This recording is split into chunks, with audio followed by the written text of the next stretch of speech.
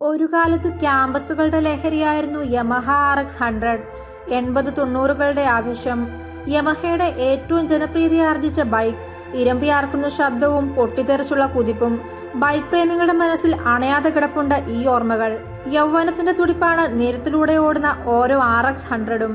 മലിനീകരണ നിയന്ത്രണ നിയമങ്ങൾ ഇന്ത്യയിൽ കർശനമായതോടെ 2 സ്ട്രോക്ക് എഞ്ചിനുള്ള RX100നെ നിർത്താൻ യമഹ നിർബന്ധിതരായി.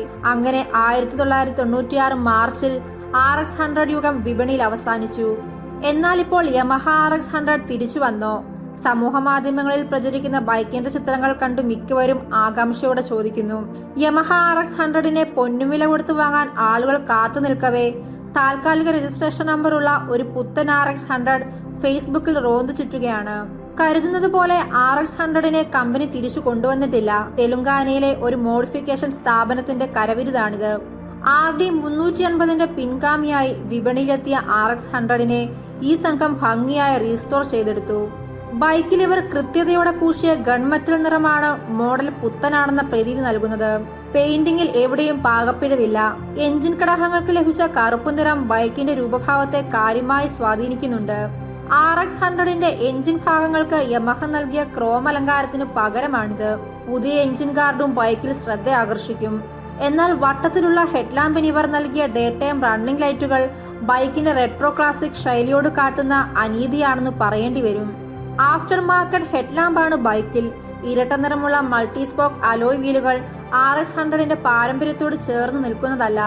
യമഹ RX100ന് ആ പഴയ സ്പോക്ക് വീലുകളാണ് ഭംഗി. അതേസമയം അലോയ് വീലുകൾ നൽകിയ സ്ഥിതിക്ക് ബൈക്കിന് ഡിസ്ക് ബ്രേക്ക് നൽകാൻ ഇവർ തയ്യാറായില്ലെന്നതും നിരാശയുണർത്തും.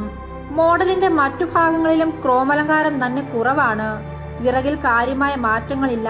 ടെയിലാമ്പിലും ടേൺ ഇൻഡിക്കേറ്ററുകളിലും പഴയ ചാരുത അനുഭവപ്പെടും. മീറ്റർ കൺസോളിലും മാറ്റങ്ങളില്ല. 98cc ഒറ്റ സിലിണ്ടർ എയർ കൂൾഡ് എഞ്ചിനാണ് ബൈക്കിൽ. 10.84 bhp കരുത്തും 10.39 ടോർക്കും സൃഷ്ടിക്കാൻ സ്റ്റോക്ക് എഞ്ചിന് കഴിയും. 4 സ്പീഡാണ് ഗിയർ ബോക്സ്. മുന്നിൽ ടെലിസ്കോപ്പിക് ഫോർക്കുകളും പിന്നിൽ ഷോക്ക് അബ്സോർബറുമാണ് സസ്പെൻഷനു വേണ്ടി ഒരുങ്ങുന്നത്. 103 കിലോ മാത്രമാണ് ബൈക്കിന് ഭാരം. ഇക്കാരണത്താൽ പരമാവധി 120 കിലോമീറ്റർ വേഗത്തിൽ കുതിക്കാൻ ബൈക്കിന് പറ്റും. നമ്പർ പ്ലേറ്റിലുള്ള താൽക്കാലിക രജിസ്ട്രേഷൻ നമ്പറാണ് യമഹ RX100 തിരിച്ചു വന്നോ എന്ന ആശയക്കുഴപ്പം സൃഷ്ടിക്കുന്നത്. താൽക്കാലിക രജിസ്ട്രേഷൻ കണ്ട് ബൈക്ക് പുത്തനാണെന്ന് പലരും അനുമാനിക്കുന്നു. എന്നാൽ യഥാർത്ഥത്തിൽ റീ രജിസ്റ്റർ ചെയ്ത ബൈക്കാണിത്. മലിനീകരണ നിയന്ത്രണ നിയമങ്ങൾ കർശനമായ പശ്ചാത്തലത്തിൽ 2 സ്ട്രോക്ക് എഞ്ചിനുള്ള യമഹ RX100 ബൈക്കുകൾക്ക് ഇനിയൊരു തിരിച്ചുവരവ് ഉണ്ടാവുകയില്ല. 21ാം നൂറ്റാണ്ടിന്റെ തുടക്കത്തിൽ RX135, RXZ മോഡലുകളുമായി യമഹ കളം നിറയാൻ ശ്രമിച്ചിരുന്നു. എന്നാൽ ആദ്യമിറങ്ങിയ RX100 വെട്ടിപ്പിടിച്ച പ്രശസ്തിയുടെ 7 അയലത്ത് വരാൻ പുതുതലമുറ RX ബൈക്കുകൾക്ക് കഴിയാതെ പോയത് കാലം കാത്തുവച്ച കാവ്യനീതി.